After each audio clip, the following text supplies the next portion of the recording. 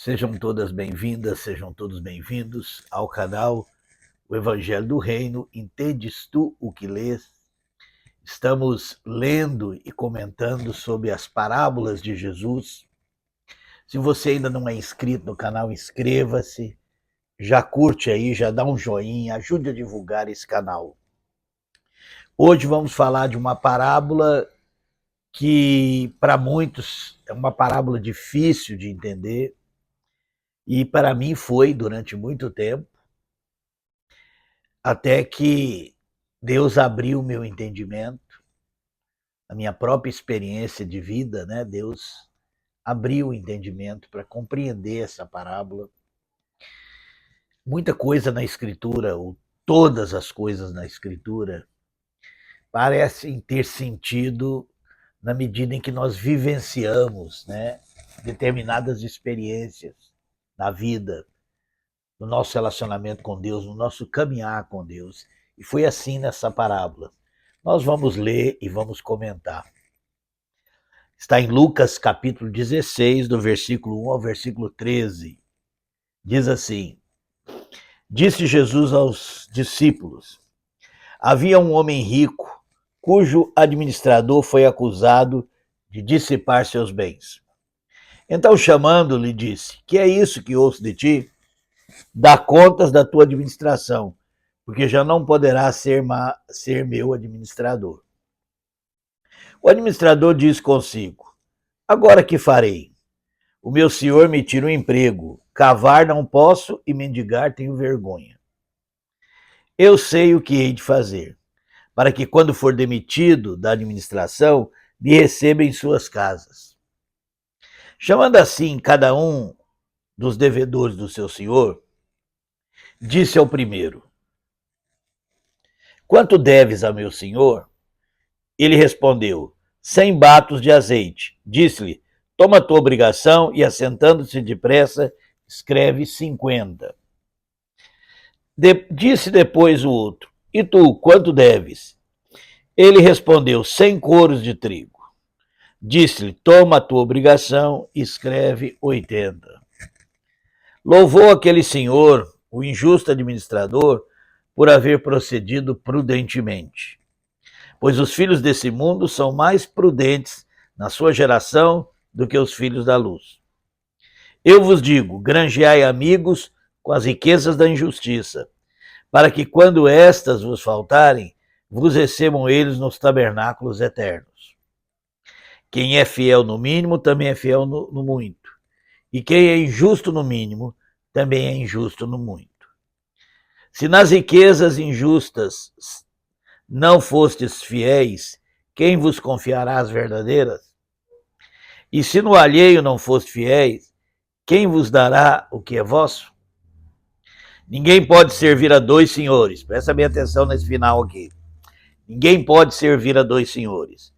Ou há de aborrecer a um e amar o outro, ou de chegar a um e desprezar o outro. Não podeis servir a Deus e às riquezas. Interessante essa parábola, né? E ela começa a fazer sentido quando nós nos colocamos nessa situação. E que situação eu estou me referindo? A situação do administrador infiel, do administrador que não podia mais continuar administrando os bens daquele senhor.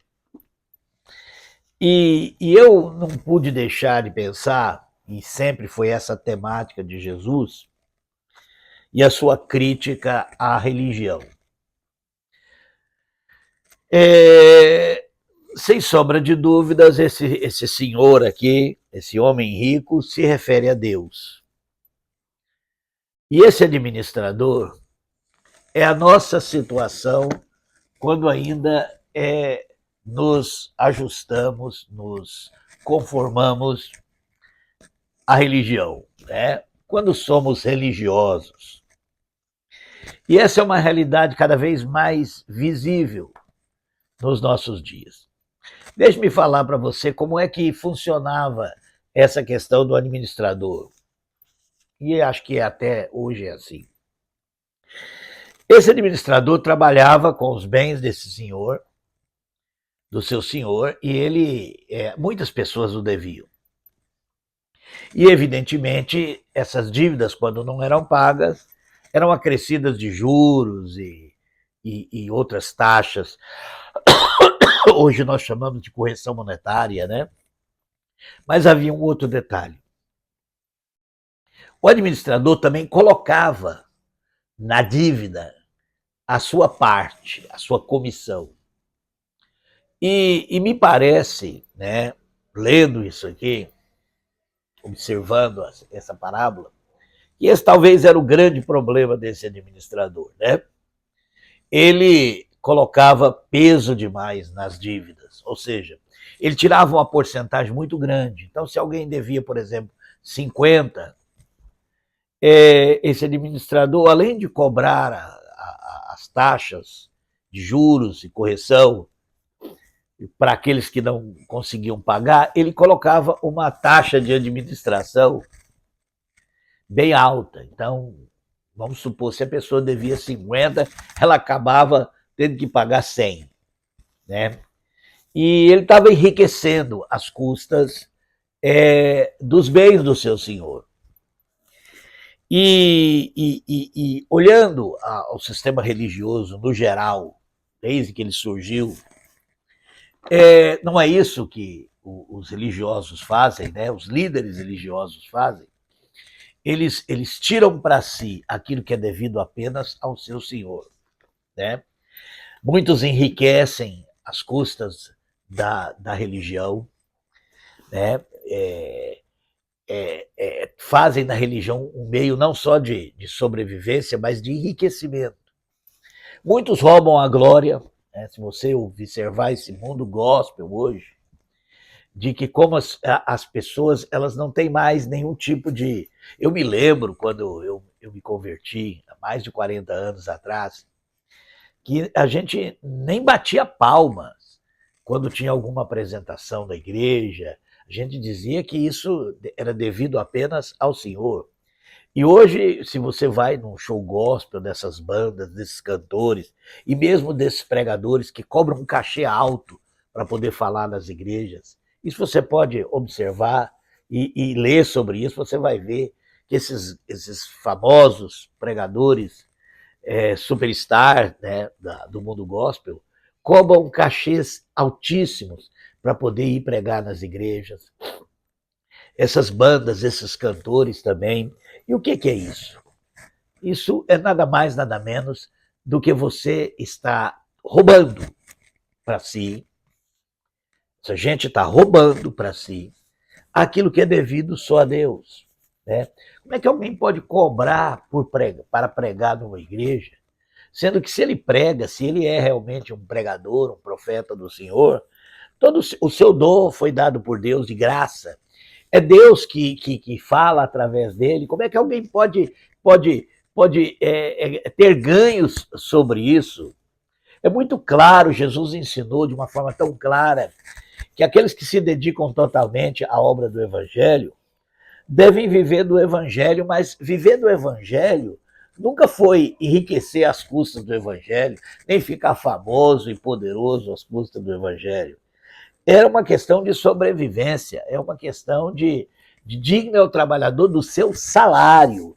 Ou seja, todos os obreiros do Senhor sempre estiveram dentro do campo do assalariado, né?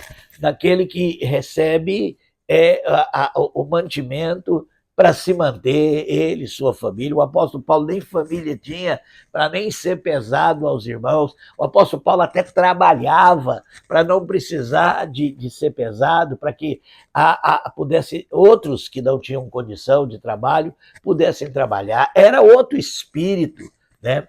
Os apóstolos, especialmente o apóstolo Paulo, que foi o que mais trabalhou na obra do Evangelho, ele trabalhava com as suas próprias mãos, e quando ele recebia alguma ajuda, era ajuda, não era não era o que acontece hoje.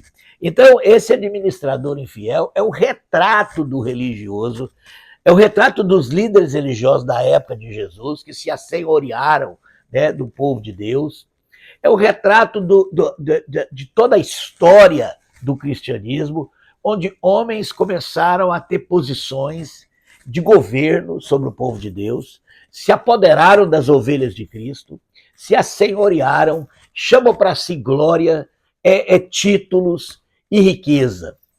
E esse administrador foi pego vivendo dessa forma, por isso ele iria ser tirado disso. E o que mais me chama a atenção aqui é que me parece, né, que quando ele se viu nessa situação, né, quando Deus o chamou e mostrou a ele a sua realidade, e é isso que precisa acontecer com todos os líderes religiosos, com todos aqueles que acreditam que podem, né, que é direito deles se apossar de parte da glória de Deus, de enriquecer as custas do Evangelho. Muitos desses que viveram assim, né, pode acontecer o que aconteceu com esse servo aqui, que ao ser chamado, né, pelo seu senhor, ele tomou uma decisão. Houve uma mudança aqui de atitude. Ele percebeu que iria ser tirado isso dele, que ele não poderia continuar mais nessa posição, nessa condição de administrador. E o que ele faz aqui, então? Ele chama aquelas pessoas que estavam devendo muito ao seu senhor, e muito dessa dívida provavelmente era por causa dos acréscimos que ele tirava para si, e ele começa, então, a perdoar parte da dívida. Aquilo que provavelmente viria para ele, ele começa a perdoar. E é isso que é, de fato, o espírito que está em nós, quando nós realmente entendemos que nós não somos nada mais, nada menos do que servos, e muitas vezes servos ruins, né? Porque mesmo que nós nos esforcemos, nós acabamos de alguma forma tirando proveito, né? Eu lembro quando eu era pastor e ia pregar em alguma igreja, como o senhor, né? Quando termina a pregação e as pessoas fazem fila para cumprimentar o pregador, essas coisas. Algumas igrejas têm essa prática, né? O pastor sai, vai lá para a porta para receber os cumprimentos. E ele se sente bem, né, das pessoas dizerem, olha, foi uma bênção a tua palavra, ou foi tão bom. E muitas vezes isso é roubar a glória de Deus, isso é usufruir daquilo que não nos pertence. Isso para mim é tão claro hoje, né? Mesmo essas pessoas que insistem em ser chamados de pastores, e hoje nem só pastor basta. Entre eles querem governar uns aos outros. Então, hoje nós temos bispos, num sentido totalmente diferente do que nós encontramos no Novo Testamento, apóstolos, patriarcas. Isso começou lá na Igreja Romana, né? Até chegar na questão do Papa, né? E essas crenças de que é um homem especial e tudo. Isso tudo é roubar de Deus. Porque nós, enquanto servos de Deus, servimos Deus através de servir as pessoas. E servir as pessoas é aliviar a carga delas. Sabe, isso é um ensino claro do Novo Testamento. As pessoas já devem muito a Deus e não têm com o que pagar. Por isso Deus nos perdoou. Por isso Jesus foi enviado para morrer na cruz, para manifestar que Deus perdoou o pecado de toda a humanidade. E o que nós devemos fazer é levar essa mensagem para as pessoas, aliviar a carga delas. Nós mesmos precisamos perdoar, né? Levar uma palavra de perdão. E é isso que esse homem começou a fazer. Ele começou a perdoar, né, a parte que lhe cabia, né? Não é isso que nós temos que fazer? Tem pessoas que falam, não, só Deus perdoa. Só Deus perdoa o pecado da humanidade. Mas as pessoas, elas pecam muitas vezes contra nós e nós nos recusamos a perdoar. Parece que nós só queremos receber glória das pessoas. E nós precisamos entender isso, que quando nós realmente temos esse encontro com Deus, e agora eu estou falando para aqueles que que acreditam estar servindo a Deus. Estou falando para aqueles que acreditam ser servos de Deus, obreiros de Deus, que trabalham para a igreja de Deus. Essa palavra é para nós. É para nós que precisamos entender que nós não somos isso que nós achamos que somos, né? Nós somos tão somente servos do rebanho. Nós não temos poder de governar esse rebanho, não temos o direito de tirar, né, de fazer uma vida, né, de organizar nossa vida contando com aquilo que nós vamos tirar, como muitos fazem com essa questão do dízimo, né, uma prática do Velho Testamento, criada para uma tribo específica, era a tribo de Levi, que eram os que mantinham o tabernáculo e depois o templo, e que hoje não tem nada a ver mais, mas muitos ensinam como sendo uma prática do Novo Testamento, fazem com que as pessoas se sintam obrigadas a dar dinheiro a elas, e eles não contentam apenas com esse dízimo, e fazem campanhas onde sempre no final eles tiram essas ofertas, e com isso eles vão enriquecendo, e eles dizem ser cobertura espiritual das pessoas, exigem das pessoas uma submissão a um relacionamento totalmente errado, um relacionamento onde nós temos que, um relacionamento onde é devido apenas a Deus, a submissão incondicional, a entrega, a obediência, e esses homens tomam para si essa posição, como esse servo administrador aqui, esse administrador, que estava tirando, né, enriquecendo as custas daquilo que não pertencia a ele, e nós precisamos entender que isso é totalmente contrário ao ensino do Evangelho. E é por isso que ele termina dizendo assim, ele louva a atitude final desse administrador, que percebeu que ele, ao diminuir a dívida de quem devia o seu senhor, ele estava realmente mostrando, estava entendendo o que ele deveria ter entendido a vida inteira e nunca entendeu, né? E agora ele termina aqui, Jesus termina dizendo: se nas riquezas injustas não fosse fiéis, quem vos confiará as verdadeiras? Está falando aqui de dinheiro, ele vai terminar mostrando. E se no alheio não fosse fiéis, quem vos dará o que é vosso? Ninguém pode servir a dois senhores. Ou há de aborrecer a um e amar o outro, ou se há de chegar a um e desprezar o outro. Não podeis servir a Deus e as riquezas. Essa é a grande, o grande ensino dessa parábola. Nós não podemos servir a Deus, sermos realmente servos de Deus, servindo as pessoas, e querer enriquecer às custas disso, sabe?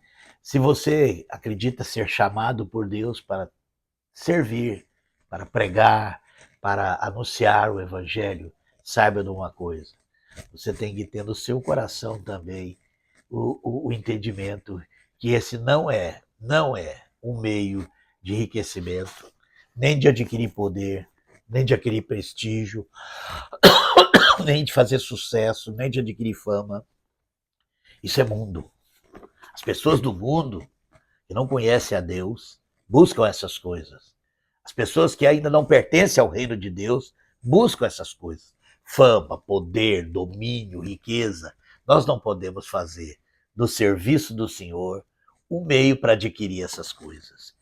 Que Deus possa ter aberto o seu entendimento, como abriu o meu, num determinado momento da minha vida, e que fez eu mudar totalmente, me fez deixar tudo aquilo para trás, título de pastor, posição de governo, a posição de autoridade sobre as pessoas, e me contentar em servir, em amor às pessoas, aliviando as cargas delas, não aumentando a carga, e ministrando o perdão de Deus, que é a mensagem do Evangelho.